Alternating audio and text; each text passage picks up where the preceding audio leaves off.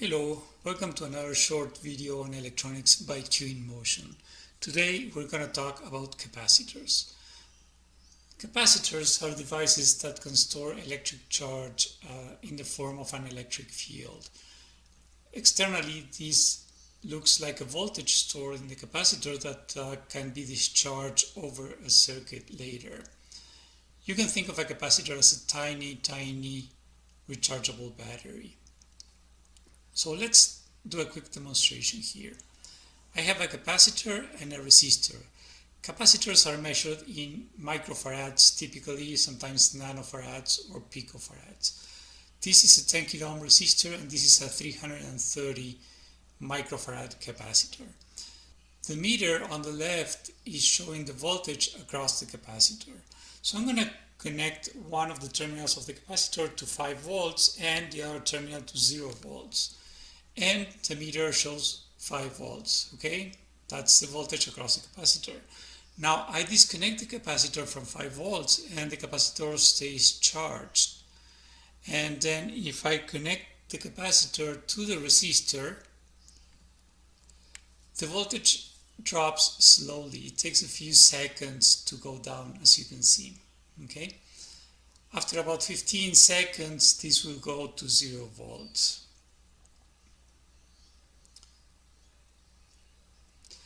The time that the capacitor takes to discharge depends on the value of the capacitor and the value of the resistor.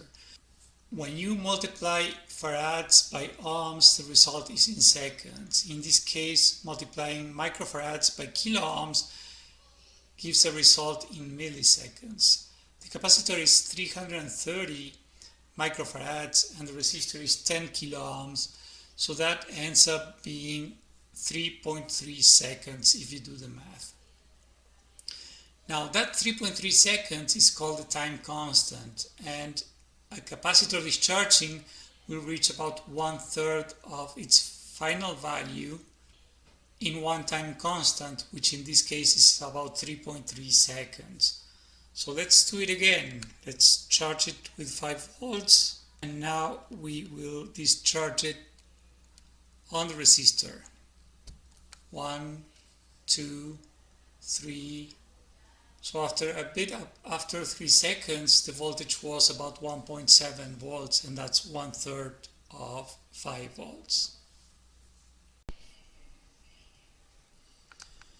Instead of visualizing the discharge of the capacitor with a meter, we can also use an LED.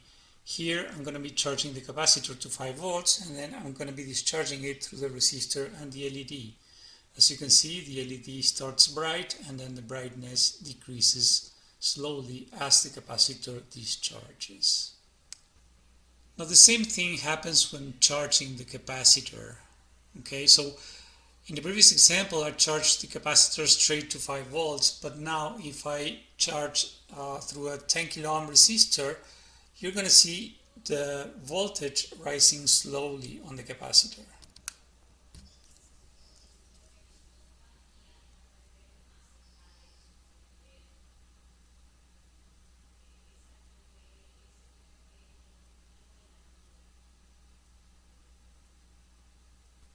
Okay, so that worked as expected. So what are capacitors used for? Well, capacitors are used in a wide range of applications, but one of them is in timing circuits, right? So if we know that it will take some time to charge to a certain value of voltage on a capacitor, we can trigger some action when the voltage on the capacitor reaches that voltage, which is going to be after some time. Or we can use capacitors to store energy while other part of the circuit, for instance, if part of a circuit is delivering energy in a pulsed way, we could use a capacitor to store energy during those pulses and then use the energy stored in the capacitor to deliver it to a different section in the circuit in a more constant way. Okay, that is all for today. I hope you learned a bit about capacitors and we'll see you next video. Thank you. Bye-bye.